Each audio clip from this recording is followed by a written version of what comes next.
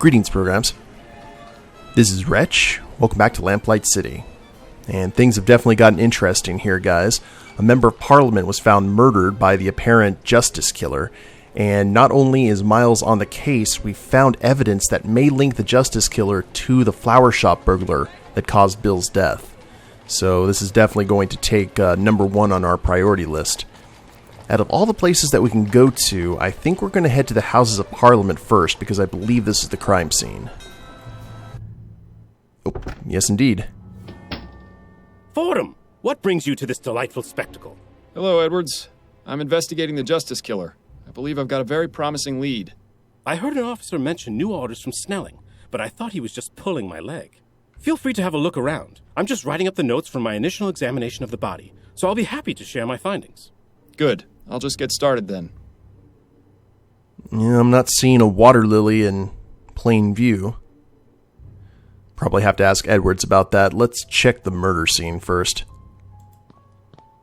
Looks pretty fresh. I wonder what the killer uses to write with.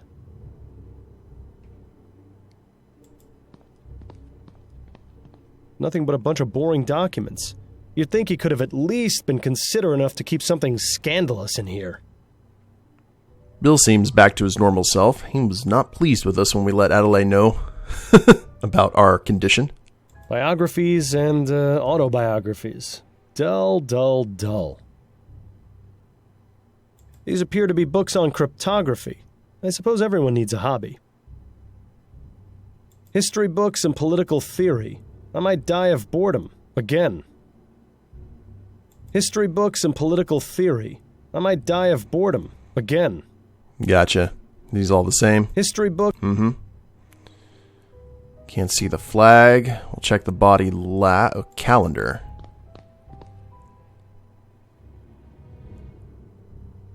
October's been torn away. This is November. Nothing has been written in yet for next month. Curious. Oh. Odd. The page for this month has been torn out. You suppose Edwards might know anything about that? Guess we'll have to ask him.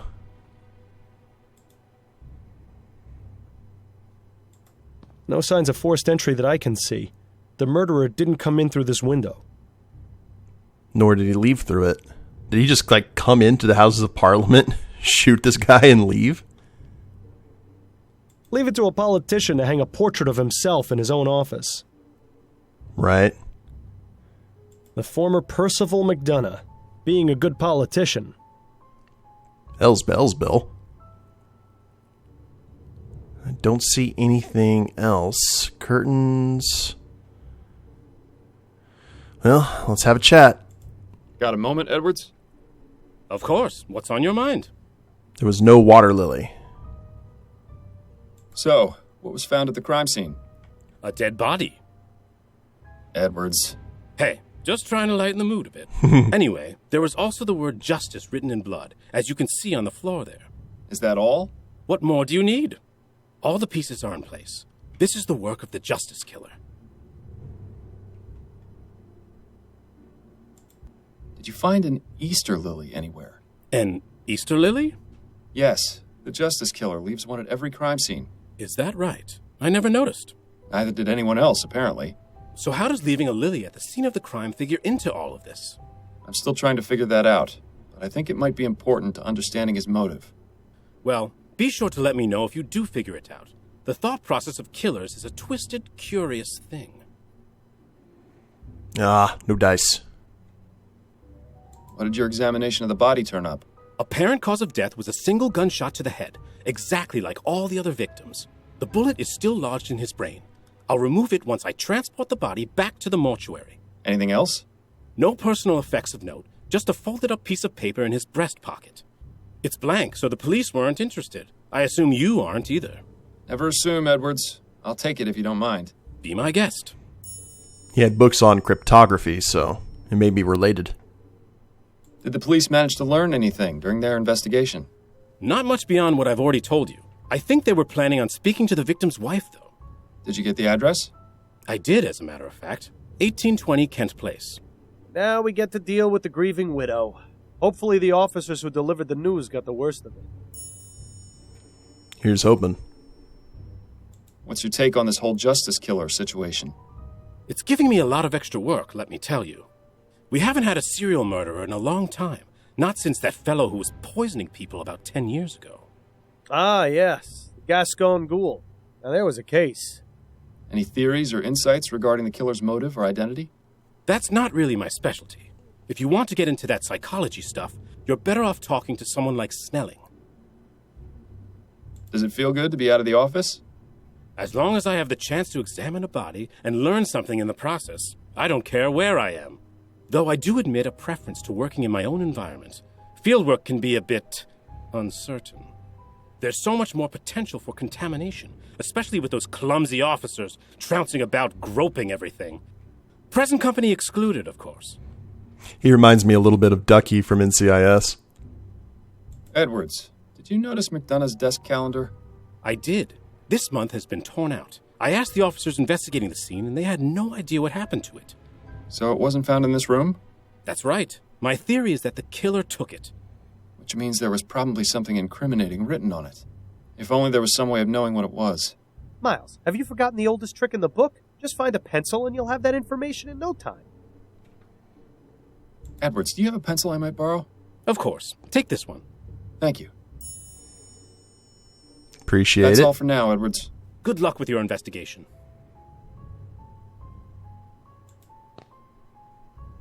A classic trick. Let's see if it works. Anything here? No.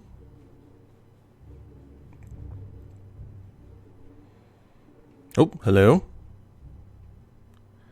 Ruby at 8 a.m. T. Shockley at 10 p.m.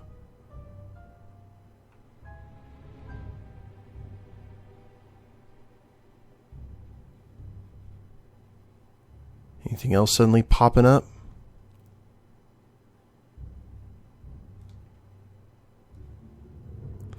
Doesn't look like it.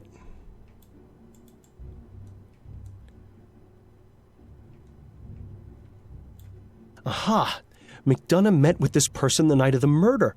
I'll bet 500 crowns it's a false name, but at least it's something.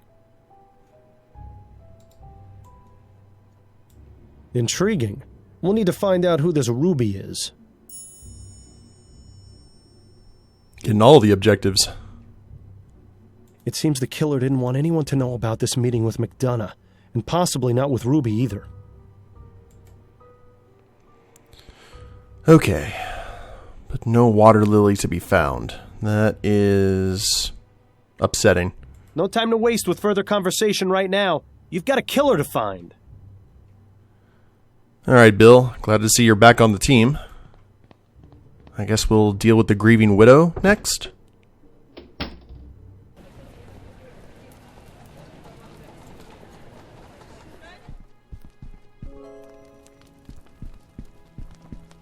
Nice place. Ahem. What? Who are you? I'm Miles Fordham, private investigator. Your butler just announced me. Oh, of course. Forgive me. I was just, well, never mind. Please make yourself comfortable, Mr. Fordham. Thank you, Mrs. McDonough. We'll go ahead and search your house first before we talk to you. Just a painting of some boring old aristocrat.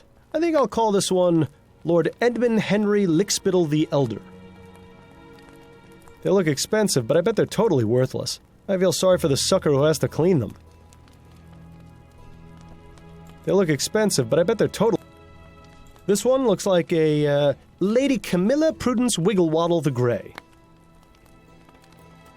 Lord Alfred Edward Shufflebottom the Wise comes to mind when looking at this one. Bill's got a talent for names.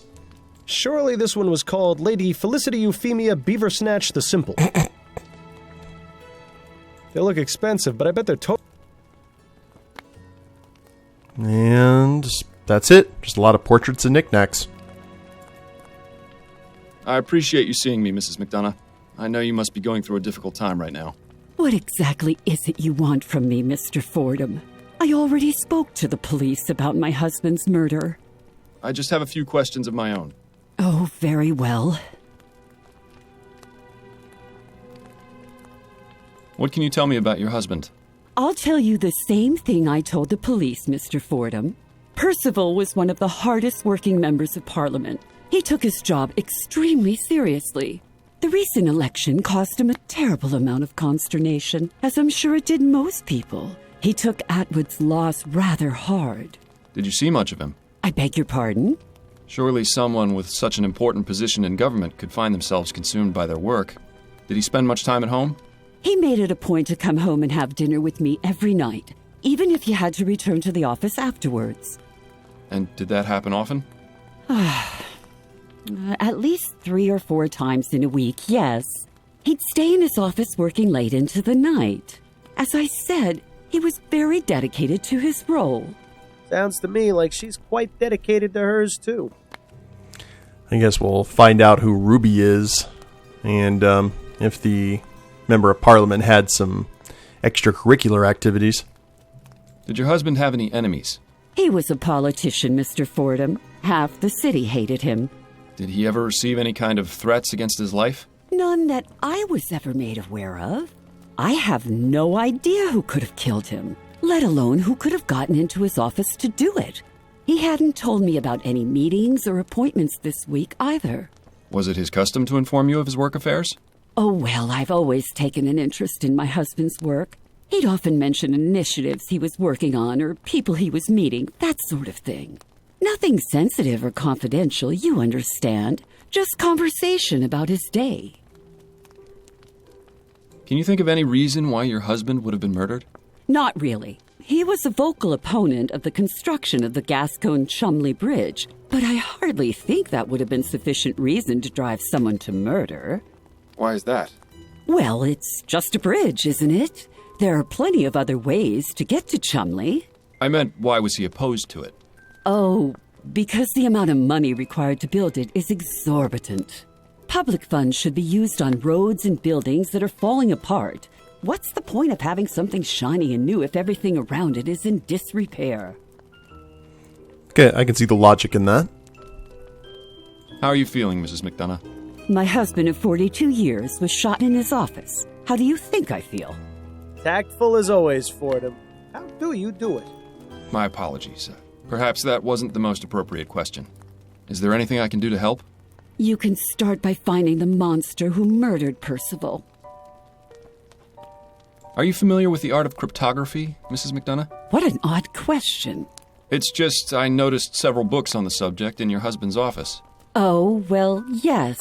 Percival was interested in cryptography and secret messages and the like. He would sometimes leave me coded notes when we first began courting many years ago.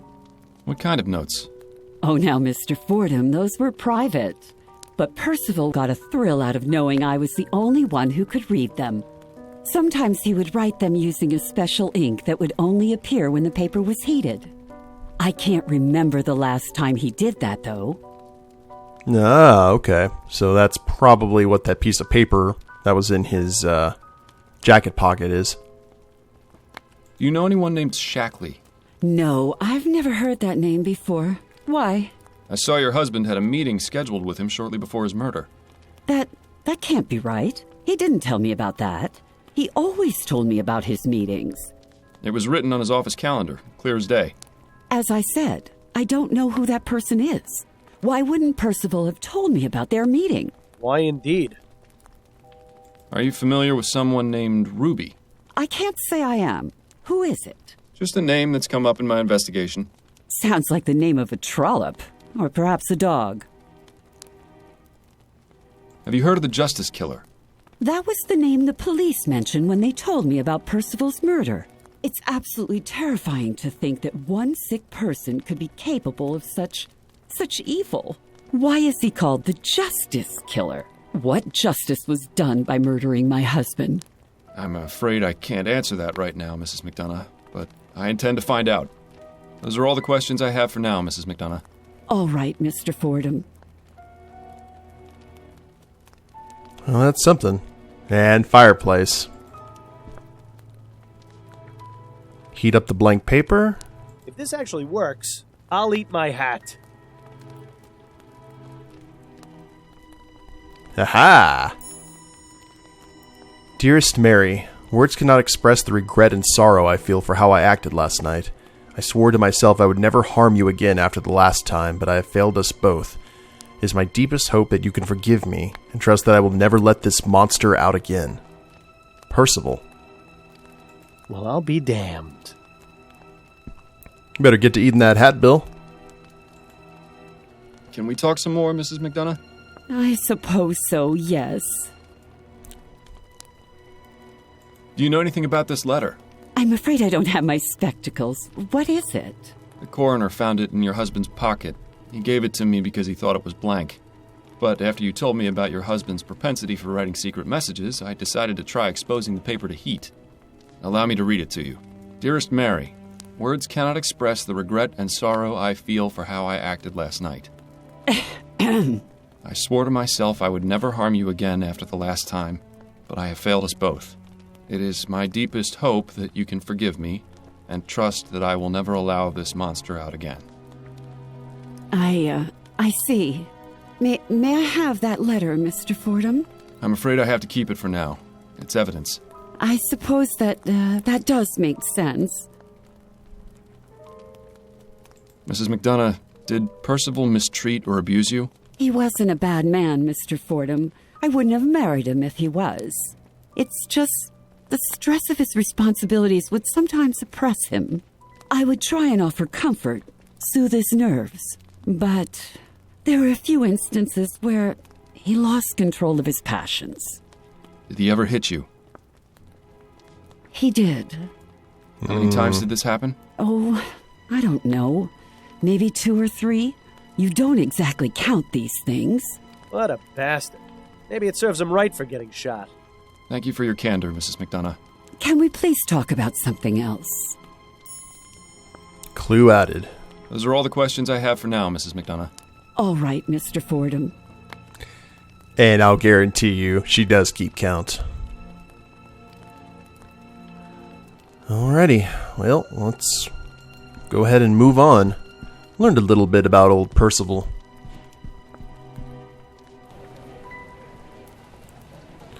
So now we've got the depot, the Central Lamp Depot, Bridge Construction Site, and the Ironworks. This is where we go have a chat with all those folks. Let's start with the Lamp Depot first. Or we can just go down the line here. Let's check the casebook.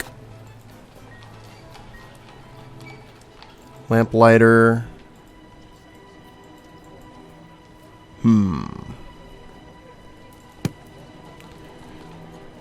We can head to the police station as well. Oh dear. Fordham, how goes the investigation? I'm making some headway. Is that right? I certainly hope so for your sake. Chief Jacobs. Now there was a leader. Interesting hairstyle for a chief of police. The rumor was always that the chief kept a bottle of something in a secret compartment in this cabinet. In Snelling's case, it's probably just water.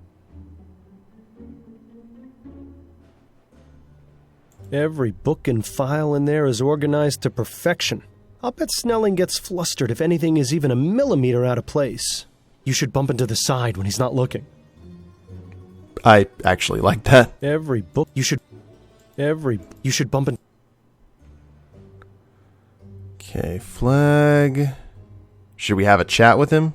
Do we really want to? Chief Snelling? Yes, Fordham? Yes, Fordham. What information do you have on the Justice Killer?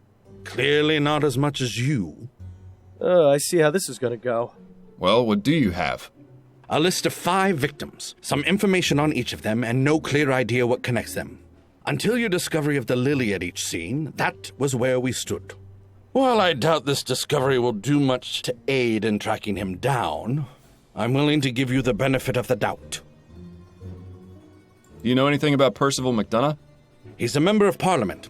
I believe his constituency is somewhere in central Kingsland. From the reports I've gotten, McDonaugh led a rather unassuming life for a politician. He is, however, the first victim who didn't live in Chumley. Either there's a link we've missed, or the killer is changing his method.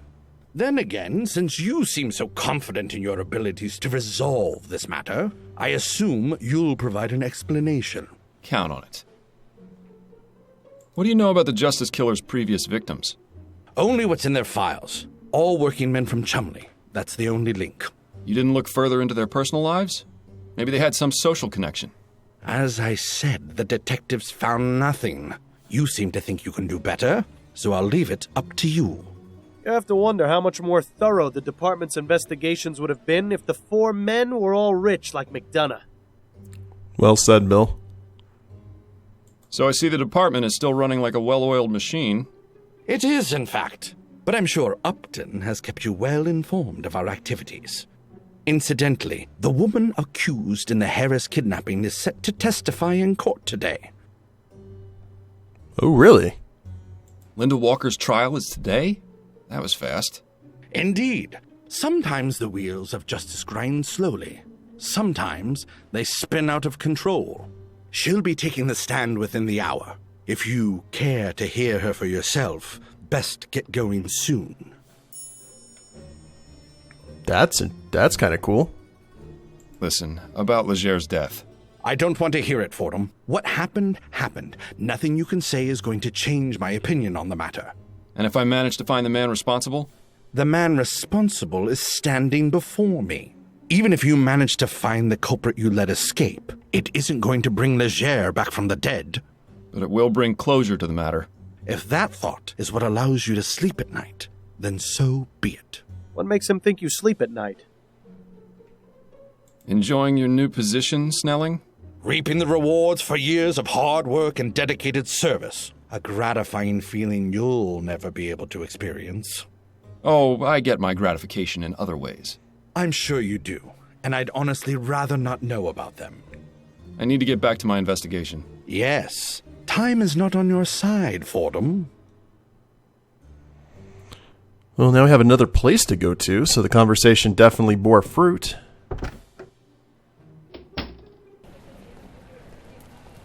New Britannia Courthouse. Remind me, Miles, why are we here again? Is this for your own personal satisfaction, or did you expect her to have some useful information? Shh! Mrs. Linda Walker, you stand accused of kidnapping Charles Harris. What have you to say in your defense? I had to see if I could speak with my son Alexander again. Yes. According to your initial statement, you seem to believe that the Harris child is the reincarnation of your own deceased son. All the evidence was there. I thought it had to be him.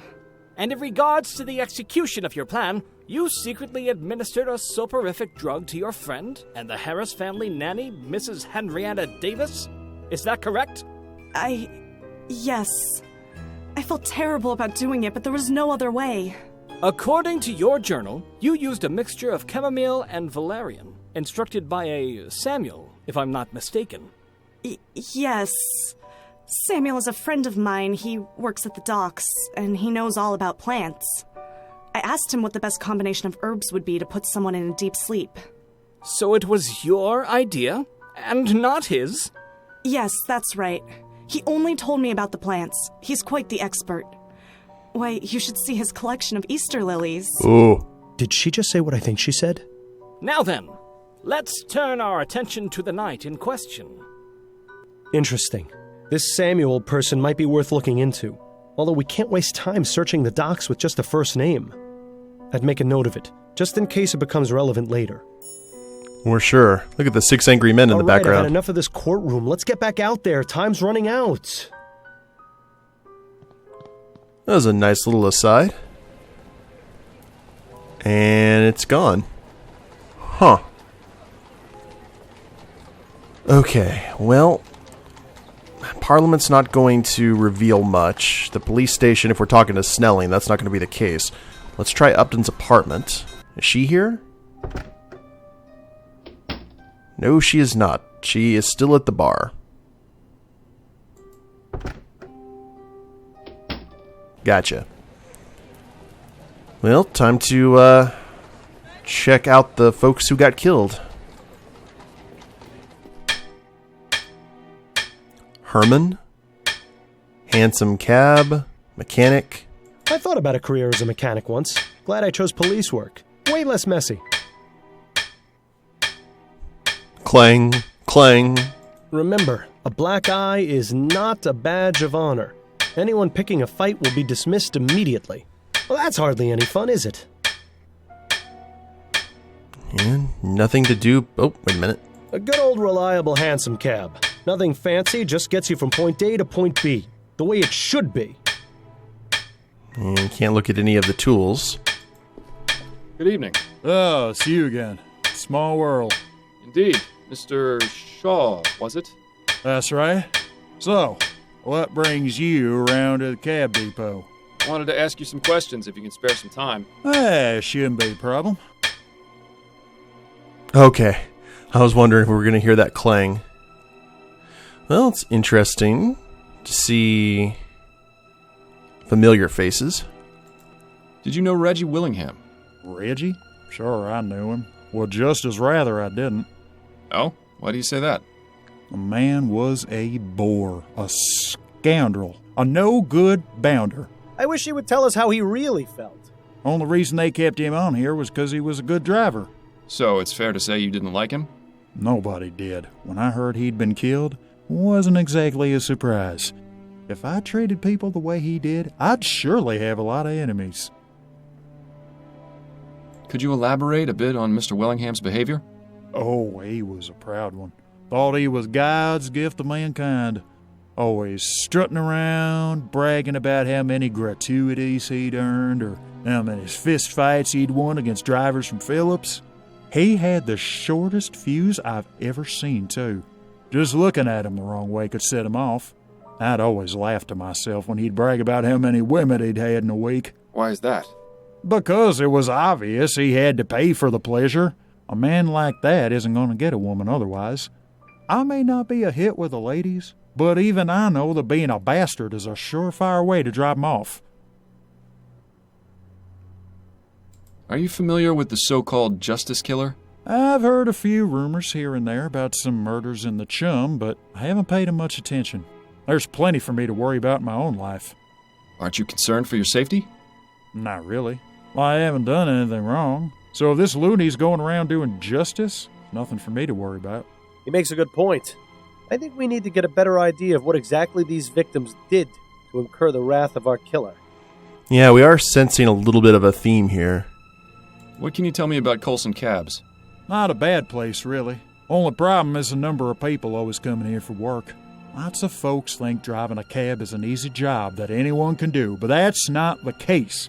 You need to know this city like the back of your hand, and it helps to know how to drive. So we get lots of fellas starting here who don't have the slightest clue what they're doing.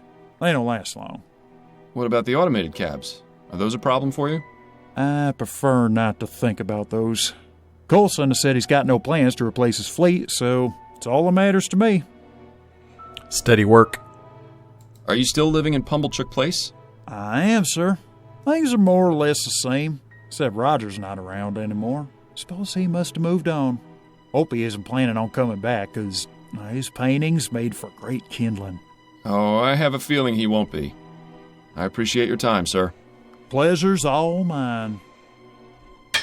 Maybe one of these days you'll actually get a solid roof over your head. And nothing else here. Okay. Let's see if this theme continues. And that entire site disappears. Central Lamp Depot. You there! What are you doing? I'm Miles Fordham. I'm trying to find out about... No time for that now! Get in here and shield your eyes! I beg your pardon? Just do it! Science! What's going on exactly? Shh! Everything ready, Alex? 3, 2, 1, go!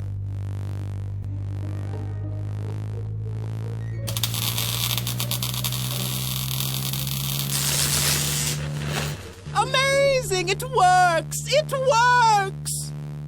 Good news, everyone! Etheric lamps! Our experiment was a success! What exactly have we wandered into here, Miles? Strange device. Okay. Too bad you didn't get a chance to read that sign before their little experiment. Just a bunch of crap they used to build street lamps with.